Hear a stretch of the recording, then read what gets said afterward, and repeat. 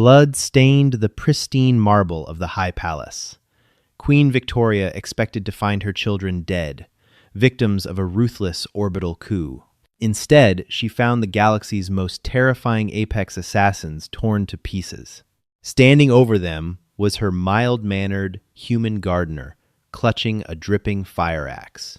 The royal shuttle cut through the stratosphere of Prime Meridian, the capital world of the Coalition. Inside the velvet-lined cabin, Queen Victoria stared at the holographic datapads arrayed before her, though her mind was miles away. She was a ruler of the Orion Arm, a monarch to billions of fragile, elegant beings whose civilization was built on diplomacy, crystal lattice architecture, and energy shielding. Yet, despite all her power, she felt a profound unease, leaving her children behind.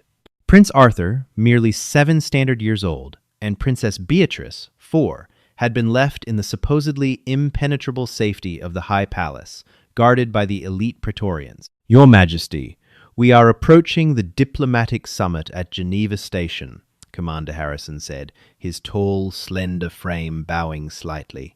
Like all of their species, Harrison was nearly 7 feet tall, with bones as light and hollow as a bird's, relying on kinetic energy shields rather than physical armor. "The planetary defense grid is fully operational. The children are perfectly safe." Victoria nodded, massaging her temples. "I know, Harrison. It is just the mother's intuition. The Syndicate has been making aggressive moves in the outer sectors. I do not trust them." Miles below, on the surface of Prime Meridian, the High Palace was bathed in the golden light of the system's twin suns. In the royal nursery's adjoining maintenance corridor, Thomas Fletcher wiped grease from his forehead with a rag. Thomas was a human. In the wider galactic community, humans were considered a curious anomaly. Coming from Earth, a high-gravity, high-radiation death world, humans were short, incredibly dense, and possessed a bizarrely robust musculoskeletal system. However, they were generally viewed as laborers, mechanics, and engineers rather than warriors. They lacked the elegant biotics of the Coalition races.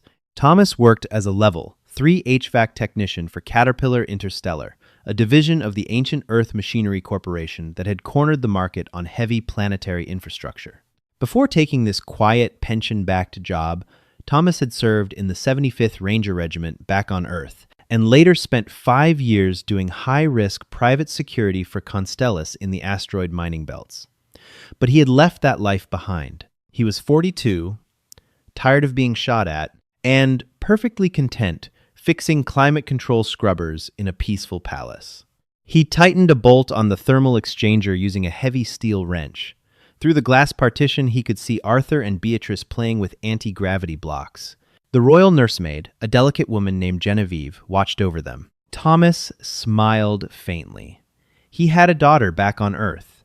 Working near the royal children made the crushing vastness of space feel a little less lonely. Suddenly, the lights flickered. Thomas paused, his wrench hovering over the bolt. The low, ubiquitous hum of the palace's kinetic shield generators sputtered, then died completely.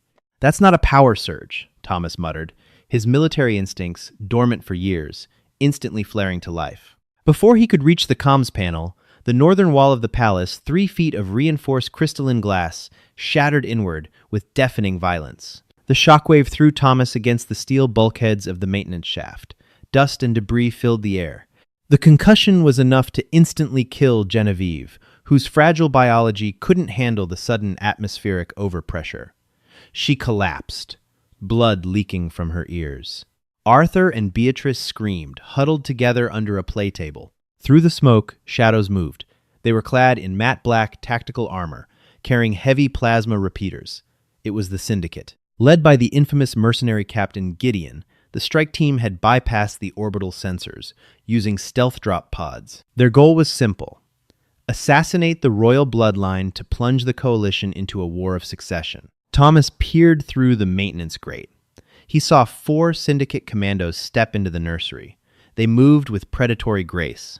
One of them kicked the play table aside, leveling a rifle at the weeping Prince Arthur. Targets acquired. The commando hissed into his radio, executing. Thomas didn't think. He didn't weigh the political ramifications or calculate the odds. The deep, ancient, terrifying biology of a human being witnessing children in danger overrode his rational mind. Earth evolution had forged humans to be endurance predators, but it had also hardwired them with a hysterical, violent protective instinct. The adrenal glands above his kidneys squeezed, flooding his bloodstream with epinephrine. His heart rate spiked. Time seemed to slow down. With a roar that sounded more beast than man, Thomas kicked the maintenance grate off its hinges. The heavy steel grating, weighing nearly 80 pounds, flew through the air and struck the lead commando in the chest. The alien's kinetic shield flared, but the sheer physical mass of the grate overloaded it. The commando was thrown backward, his hollow ribs snapping like dry twigs under the impact. The other 3 commandos spun around, their weapons tracking the sudden intrusion. They expected a towering elite Praetorian. Instead, they saw a 5'10" human wearing greasy Carhartt overalls, his eyes dilated into black pools of sheer, unadulterated fury. "Run!" Thomas bellowed at the children, his voice booming like a physical force.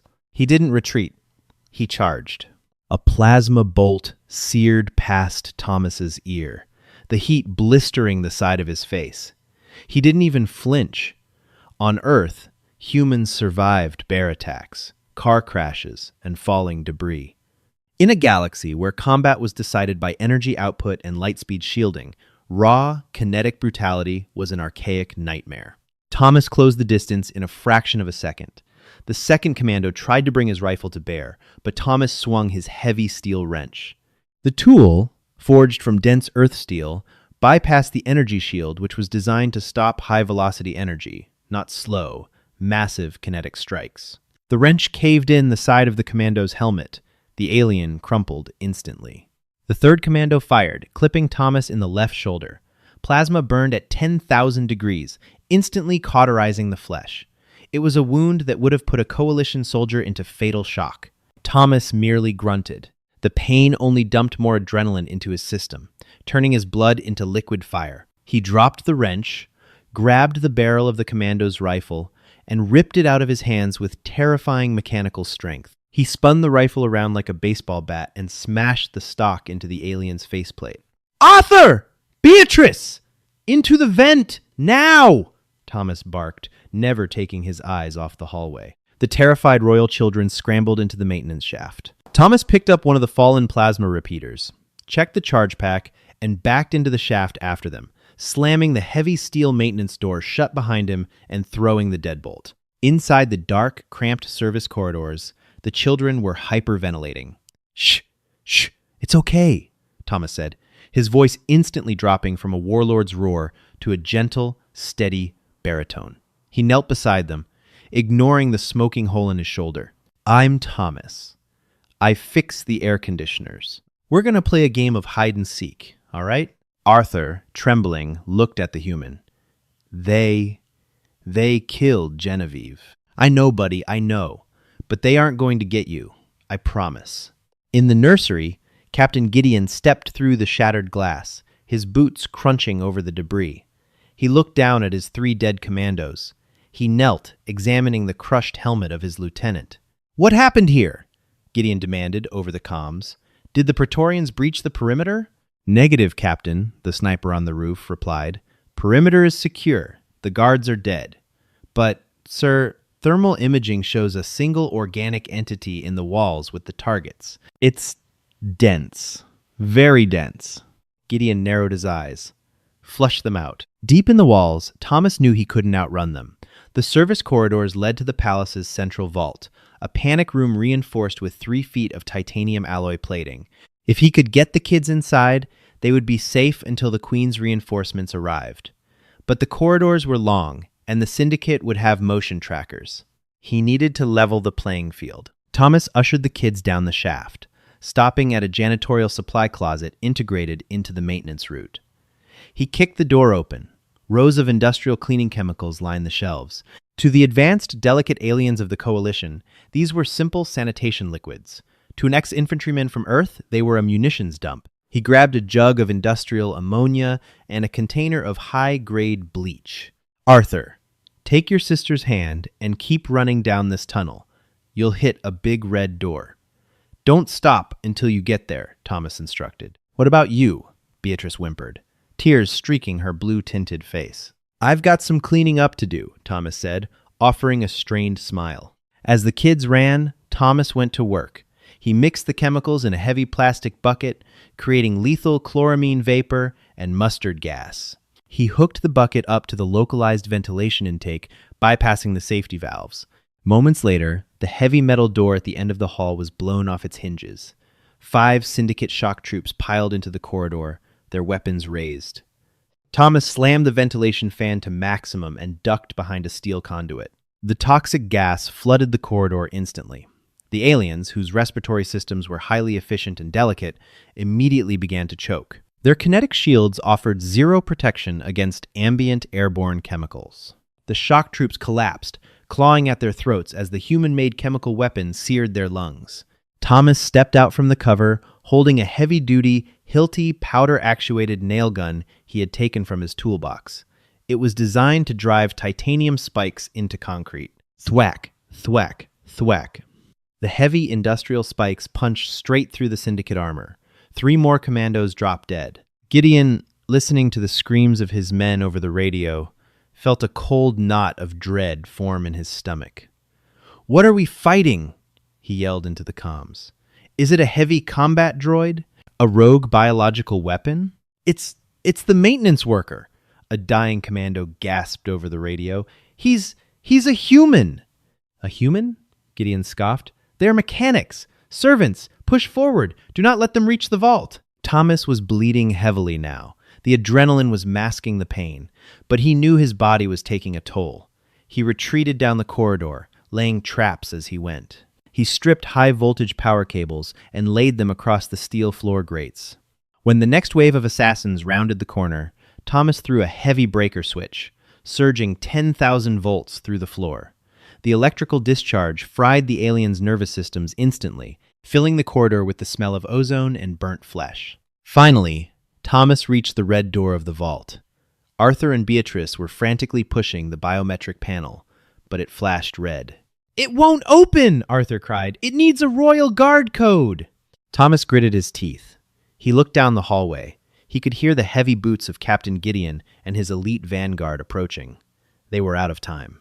"Get behind me," Thomas ordered. He grabbed a heavy Stanley titanium crowbar from his belt. He jammed it into the control panel of the vault door, using sheer brute force to pry the casing off.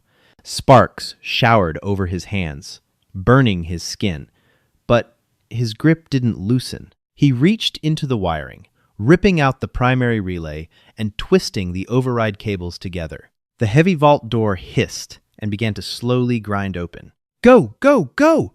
Thomas shoved the children inside. Before he could step in, a plasma sniper round punched through his thigh. Thomas roared, falling to one knee. The muscle was vaporized, the femur fractured. "Thomas!" Beatrice screamed, reaching out for him. "Stay inside!" Thomas yelled. He slammed his bloody hand onto the internal lockdown button. The vault door began to slide shut. At the end of the hall, Captain Gideon emerged through the smoke, flanked by 4 towering enforcers. Gideon looked at the human kneeling on the floor, bleeding from 6 wounds, unarmed except for a bloody crowbar. "You have cost me 20 of my best men, human," Gideon snarled, leveling his plasma repeater. "For what? You are just a servant." Thomas slowly dragged himself to his feet, putting all his weight on his good leg. His face was a mask of soot, blood, and primal defiance. He gripped the crowbar with both hands. "They're just kids," Thomas whispered, his voice trembling with exhausted rage. "And I'm not a servant. I'm a contractor." With a final, desperate roar, Thomas launched himself forward into the gauntlet of plasma fire. The Royal Transport ship tore through the atmosphere, ignoring all docking protocols as it slammed onto the High Palace's landing pad. The kinetic dampeners screamed in protest as the ship settled, the ramp lowering before the engines had even fully cycled down. Queen Victoria sprinted down the ramp, her regal robes trailing behind her. A ceremonial energy sword ignited in her hand. Behind her poured 50 of the Royal Guard's most elite soldiers, led by Captain Hayes. The palace was eerily silent. Plumes of black smoke billowed from the eastern wing. The beautiful, crystalline spires that had stood for a millennia were scarred by plasma burns and explosive breaches. "Secure the perimeter! Find my children!" Victoria commanded, her voice breaking with raw, unbridled panic. "If they are harmed, I will burn the Syndicate worlds to ash." Captain Hayes took point. His rifle swept forward. As they entered the grand foyer, they stopped dead in their tracks. The Queen expected to find her Praetorians dead, and she did. But scattered among them were the bodies of the Syndicate assassins. "Majesty," Hayes said, kneeling next to one of the black-armored mercenaries. He scanned the body with a medical omni-tool. This doesn't make sense. The Syndicate shields are intact, but his chest cavity is entirely collapsed. Massive blunt force trauma. It looks as though he was struck by a terrestrial freight train. Victoria moved past him, her heart pounding in her chest. She followed the trail of carnage. It didn't look like a firefight. It looked like the aftermath of a natural disaster. They found the nursery. The glass was shattered. Genevieve's body lay under a blanket. Someone had taken the time to respectfully cover her amidst the chaos. "The maintenance grate," Hayes pointed. The heavy steel door was ripped off its hinges, stained with alien blood. The Queen and her guard descended into the dark, claustrophobic service corridors. The deeper they went, the more horrified they became. They found the bodies of the shock troops in the ventilation shaft, their lungs burned by a crude, terrifyingly effective chemical mixture. They found the electrocuted vanguard, their armor fused to the floor grates. "Whoever did this," Hayes whispered, genuine fear in his voice, "is not fighting by the Geneva Station conventions. This is barbaric. It's primitive warfare." "I don't care," Victoria said, tears streaming down her face as she saw a discarded, bloody wrench. "If they saved my children, I will give them half my kingdom." They reached the final hallway leading to the royal vault. The corridor was practically a slaughterhouse. And there, pinned to the wall, was Captain Gideon. The Syndicate leader was dead, his eyes wide open in absolute terror. Embedded deep into his chest plate, pinning him securely to the reinforced titanium bulkhead, was a heavy steel Stanley crowbar. Victoria rushed to the vault door. It was covered in scorch marks, dented and battered, but it was sealed shut. "Arthur! Beatrice!" she screamed, pounding her fists against the cold metal. "It is your mother! Open the door!" For a terrifying, agonizing minute, there was only silence. Then, a heavy mechanical clank echoed from within. The manual override was being slowly, painfully turned. The heavy blast doors hissed and parted, smoke pouring out from the interior. Victoria dropped to her knees as Prince Arthur and Princess Beatrice ran out, throwing their arms around her neck. They were covered in soot and crying, but unharmed. Not a single scratch marred their delicate skin. "Mother! Mother, you came back!" Arthur sobbed, burying his face in her robes. "I am here, my darlings. I am here," Victoria wept, holding them so tight she feared she might break them herself. She looked up, over their heads, into the dim light of the vault. Sitting against the back wall, sitting in a pool of his own blood, was Thomas Fletcher. His Carhartt uniform was shredded. He had taken at least 4 plasma burns to the torso and legs. His left hand was missing 2 fingers, cauterized cleanly off. He looked pale, trembling violently as the massive overdose of adrenaline finally began to leave his system, leaving behind only the agonizing shock of his injuries. Yet, in his lap, he was holding the broken barrel of a plasma rifle, his right hand still gripping it like a club, ready to swing at whoever came through the door. When he saw the Queen, the tension slowly left his shoulders. The rifle clattered to the floor. Captain Hayes and the medics rushed into the room. Hayes stared at the human, completely, utterly bewildered. "By the stars, you? A single maintenance contractor? You killed 20 elite Syndicate commandos?" Thomas coughed, spitting a glob of blood onto the floor. He looked up at the towering alien captain, then over to the Queen. "Ma'am," Thomas wheezed, forcing a weak, delirious smile. "The HVAC in the nursery is fixed, but I think I'm going to need to clock out early today." His eyes rolled back. and he slumped sideways against the cold metal wall. "Medics!" Victoria screamed, her regal composure completely shattering. She carefully disentangled herself from her children and crawled over to the dying human, taking his heavy, blood-soaked hand in her delicate ones. "Keep him alive! Do you hear me? If he dies, I will execute every physician in this palace. Keep him alive!" The medics swarmed him, injecting him with synthetic coagulants and biofoam. "His biology is insane, Majesty," the lead medic said, frantically working over Thomas's chest. "His heart is beating at nearly 200 beats per minute. A coalition citizen's heart would have exploded an hour ago." The sheer density of his bones stopped the plasma from penetrating his vital organs. He is built like a dreadnought. Victoria looked back at the hallway, at the trail of slaughtered elite assassins, and then down at the quiet, unassuming man who pruned her gardens and fixed her air conditioning. The galaxy had always looked down on humans. They thought them primitive, lacking the elegant finesse of advanced species. They mocked their lack of biotics, their reliance on heavy, clunky machinery like caterpillar tractors and physical tools. But looking at the carnage, Queen Victoria realized the terrifying truth. Humans didn't need energy shields or biotic grace. They were born on a world that constantly tried to kill them, and they had evolved to fight back with an unyielding, savage refusal to die. They weren't just mechanics. They were the universe's ultimate apex protectors. "Hold on, Thomas," Victoria whispered softly, pressing her forehead against his grimy, calloused hand. "You are going home. I promise you." The Royal Medical Pavilion of Prime Meridian was a marvel of coalition engineering. It was a serene, sterile environment bathed in soft, ultraviolet light, where healing was achieved through harmonic frequency emitters and delicate cellular reweaving. The coalition species were fragile.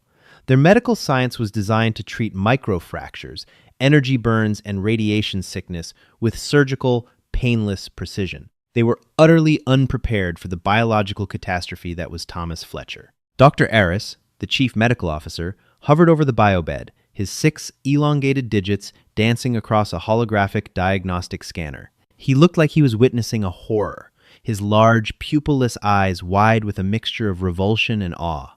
Queen Victoria stood on the other side of the glass partition, her hands clasped tightly together. She had refused to change out of her blood-stained royal robes. Prince Arthur and Princess Beatrice sat quietly on a crystalline bench beside her, their eyes fixed on the man who had saved them. "Report, Doctor," Victoria commanded through the intercom, her voice leaving no room for hesitation. Dr. Aris swallowed hard, stepping out of the quarantine zone. "Majesty, I lack the vocabulary to adequately describe his physiology. His body is a war zone, yet it is repairing itself with an aggression I have never documented in any known species." "Explain," the Queen demanded. "When we brought him in, he had lost nearly 40% of his blood volume," Aris said, pulling up a rotating 3D model of Thomas's dense skeletal structure. "For a coalition citizen, a 10% drop induces fatal cardiac failure. His heart simply beat harder. Furthermore, his blood does not flow like ours. It is thick with heavily nucleated cells that instantly began creating a crude physical barrier over his wounds. A biological concrete, if you will. The humans call them platelets. He is literally cementing himself back together." Victoria looked through the glass. Thomas lay unconscious, heavy bandages wrapped around his chest and thigh. His skin was pale, but his chest rose and fell with a steady, rhythmic, mechanical certainty. "And his bones?" she asked softly. "They are made of calcium phosphate, woven in a matrix so dense it is comparable to industrial starship plating," Aris whispered, shaking his head. "The Syndicate plasma sniper round vaporized his muscle tissue, but when it struck his femur, it deflected. It shattered the bone, yes, but it did not penetrate the marrow. Majesty, a direct hit from a plasma rifle should have severed his leg entirely. Instead, his body absorbed the kinetic shock. And the most terrifying part? The bone is already beginning to fuse back together. He doesn't just heal, he calcifies. He builds internal armor over his previous injuries." Victoria placed a hand on the glass. "He is a father, Dr. Aris. He works for Caterpillar Interstellar to send credits back to a high-gravity death world so his daughter can attend a university. He is not a soldier, he is a mechanic. If this is what their mechanics are capable of, Eris muttered, I pray we never meet their armies. 3 days later, Thomas opened his eyes. The harsh, ultraviolet light had been dimmed to a warm, incandescent glow. His entire body felt as though it had been dragged behind a speeding truck on a gravel road, a sensation he vaguely remembered from a deployment in Kabul decades ago. He groaned, instinctively trying to reach for his shoulder, only to find his arm restrained by a soft, magnetic field. Please do not strain yourself, Mr. Fletcher. Thomas turned his head. Queen Victoria was sitting in a modest chair beside his bed.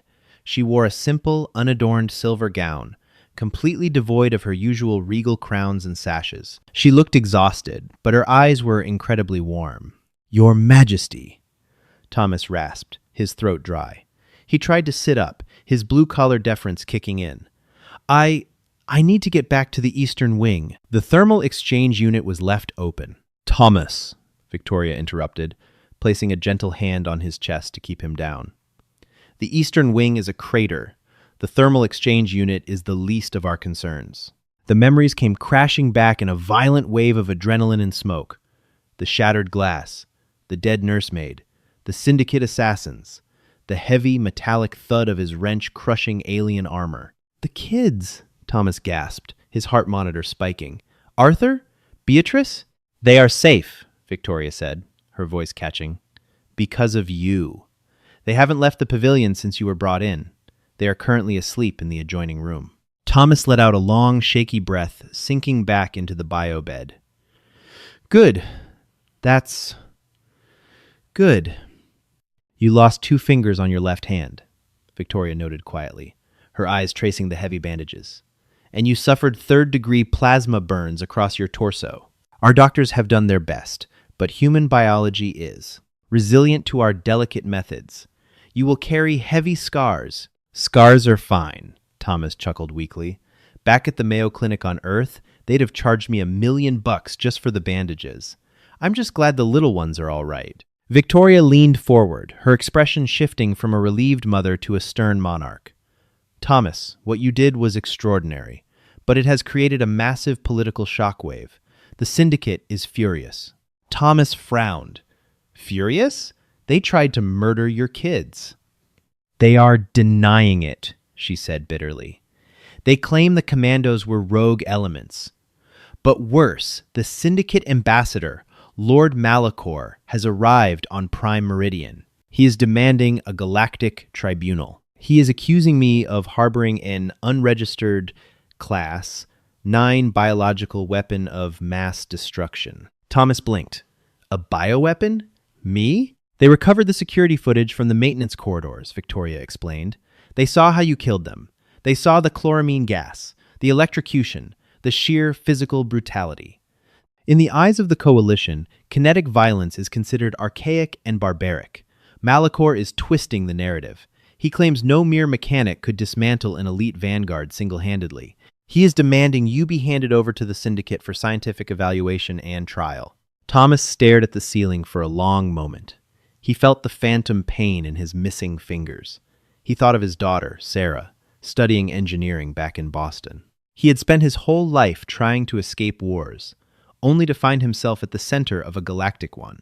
All right, Thomas said, his voice hardening into a low, gravelly timbre that sent a shiver down the Queen's spine. When is the hearing? Tomorrow, Victoria said. But you will not attend. I will not allow it. You are under my royal protection. With respect, Your Majesty, Thomas said, hitting the release button on his magnetic restraints with his good hand. He slowly swung his legs over the edge of the bed. His muscles screamed in agony, but he forced himself to stand, gripping the rail of the bed with white knuckles. If you hide me, it proves them right. It makes me look like a monster, kept in a cage. He looked at the Queen, his eyes burning with a fierce, terrestrial fire. I'm a human, and it's about time the galaxy finds out what that actually means. The Grand Assembly of Prime Meridian was an architectural masterpiece, a sprawling amphitheater carved from a single geode of luminescent quartz. Thousands of delegates from hundreds of species murmured in the tiered seating. In the center of the room stood the podium, a raised platform where the fate of worlds was debated. Lord Malachor, the Syndicate ambassador, stood in the center, his scaled skin shimmering under the lights. He was a tall, imposing reptilian, dripping with arrogant confidence. Above him, massive holographic screens played the security footage from the High Palace. The entire assembly watched in horrified silence. They saw the human, covered in grease and blood, rip a heavy steel grating off the wall and hurl it with enough force to shatter a commando's ribs. They watched him weaponize sanitation fluids, common bleach, and ammonia into a lethal trench warfare gas. They gasped as the heavy, hilty nail gun punched through advanced kinetic armor, as if it were paper. And finally, they saw the end. The human, crippled and bleeding, pinning Captain Gideon to a titanium bulkhead with a Stanley crowbar. "Behold!" Malachor's voice boomed across the amphitheater. "This is not a sentient being. This is a feral beast, a death-world predator masquerading as a laborer." Malachor pointed an accusing finger at Queen Victoria, who sat in the High Monarch's seat, her face an unreadable mask. Queen Victoria employed this thing in the same halls as her children. "We demand reparations for the slaughter of our citizens. We demand that humanity be restricted to their home system. And we demand this creature, this Thomas Fletcher, be executed for war crimes." The assembly erupted into chaotic murmurs. Many of the pacifist coalition species looked physically ill from the footage. Malachor was winning. He was successfully painting the Syndicate assassins as victims of human barbarism. "Ambassador Malachor," Queen Victoria's voice cut through the noise, amplified by the acoustics of the crystal chamber. "You speak of war crimes. Yet your citizens infiltrated my palace with plasma repeaters, aiming them at a 7-year-old boy." "Rogue mercenaries," Malachor spat back. "A tragedy, yes, but handled by the authorities. Not by a biological weapon." "He is not a weapon," a new voice echoed from the heavy mahogany doors at the rear of the chamber. The assembly fell dead silent as the doors opened. Thomas Fletcher walked in. He was not wearing a prison uniform, nor was he wearing his greasy Carhartt overalls. He was dressed in a tailored charcoal gray suit, standard formal wear for Earth diplomats. He walked with a heavy limp, leaning on a polished titanium cane. His left arm was in a sling, his missing fingers clearly visible. The scars on his neck from the plasma burns were a stark, brutal contrast to his sharp suit. He looked exactly like what he was, a scarred survivor of a harsh world, possessing a quiet, terrifying dignity. Flanking him were not royal praetorians, but 2 towering humans in heavy tactical gear. They wore matte olive kinetic plating, bearing the insignia of Constellus Interstellar Security, a private Earth military firm. They carried heavy, ballistic assault rifles, primitive weapons by galactic standards, but utterly devastating in enclosed spaces. Malachor stepped back, his scales paling. "What is the meaning of this? Armed humans in the assembly?" Thomas ignored him.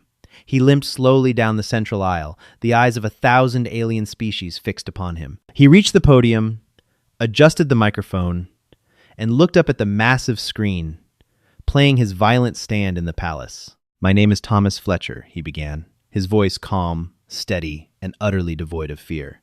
"I was born in Detroit, Michigan, on the planet Earth. I fix air conditioners." He looked directly at Lord Malachor. "You call me a beast. You call my actions barbaric." Thomas pointed his cane at the screen. "You see a monster. But back on my world, we have a saying. There is nothing more dangerous in the universe than a parent protecting its young. I didn't care about galactic politics. I didn't care about your kinetic shields. I saw 4 armed men pointing guns at children who trusted me. So, I stopped them." Malachor sneered. "With chemical weapons and crude blunt instruments. You are a savage." Thomas leaned into the microphone. "On Earth, we don't fight to look elegant, Ambassador. We fight to survive. You sent assassins who relied on technology that bends light and dissipates energy. You forgot what it's like to be hit with a heavy piece of steel moving very fast. That's not savagery, that's physics. A low murmur rippled through the coalition delegates. The logic was blunt, unrefined, but undeniably true. You want to restrict humanity to our system? Thomas continued, his voice rising, filling the chamber with the undeniable presence of an apex predator. You want to execute me?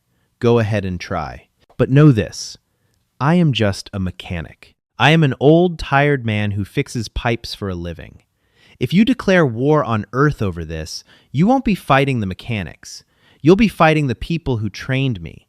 He paused, letting the silence hang heavy in the air. And I promise you, Thomas whispered, a terrifyingly cold edge to his voice, you don't want to meet them. Queen Victoria stood up. Her presence commanded the immediate attention of the room. The tribunal has heard the evidence, Victoria declared. The syndicate sent murderers to my home. A human stopped them. Therefore, I reject the ambassador's demands in their entirety. Malachor hissed, his frills flaring.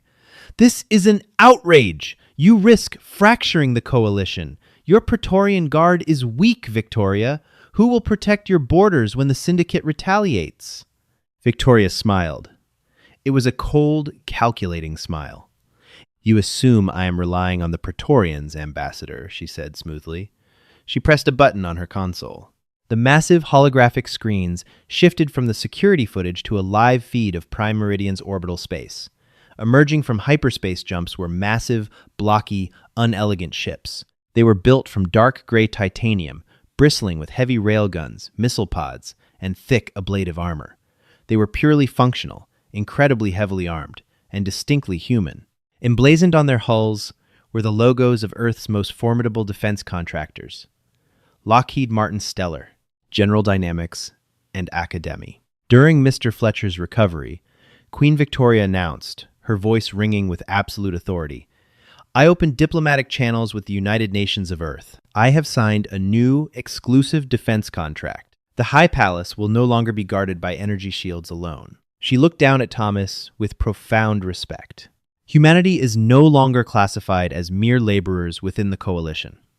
Effective immediately, they are the vanguard of the royal fleet. They are our shield, and if the syndicate takes one step across our borders, they will be our sword.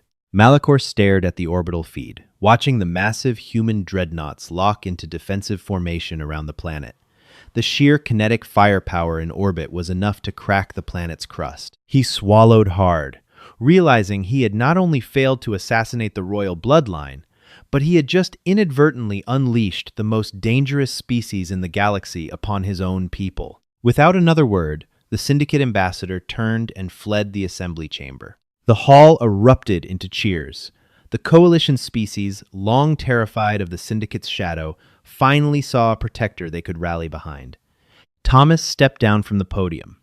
As he walked back up the aisle, the alien delegates, beings of light, crystal, and elegance, parted for him, bowing their heads in profound reverence. He wasn't just a mechanic anymore. He was the man who had drawn a line in the sand with a wrench and a crowbar. At the top of the stairs, Queen Victoria stood waiting, holding the hands of Prince Arthur and Princess Beatrice. The children broke away from their mother and ran to Thomas, hugging his good arm. Thomas smiled, dropping his cane to run his hand through Arthur's hair. "You did it, Thomas," Arthur beamed. "We did it, buddy," Thomas replied softly. Victoria approached him, pulling a small, heavy silver medal from her robes. It bore the crest of the High Palace. She pinned it to the lapel of his suit. "I cannot give you half my kingdom, Sir Thomas," Victoria said softly, a tear glistening in her eye. "But you have my eternal gratitude. And your daughter's university tuition at MIT has been paid in full, courtesy of the royal treasury." Thomas paused, his stoic demeanor finally cracking just a little. A genuine, relieved smile spread across his scarred face. "Thank you, Your Majesty," he said. He looked over his shoulder at the massive human warships lingering in the sky above the Crystal City. "I guess I won't be fixing the air conditioning anymore." "No," Victoria smiled. "But I have a feeling there are a few syndicate worlds that are about to need some very heavy maintenance." If you love this story of human resilience, survival, and the terrifying power of the human protective instinct, make sure to hit that like button. Don't forget to share this video with your fellow sci-fi fans, and subscribe to the channel for more epic HFY stories where humanity proves exactly why the galaxy should never, ever mess with our kind. Drop a comment below on what you want to see the human mechanics conquer next.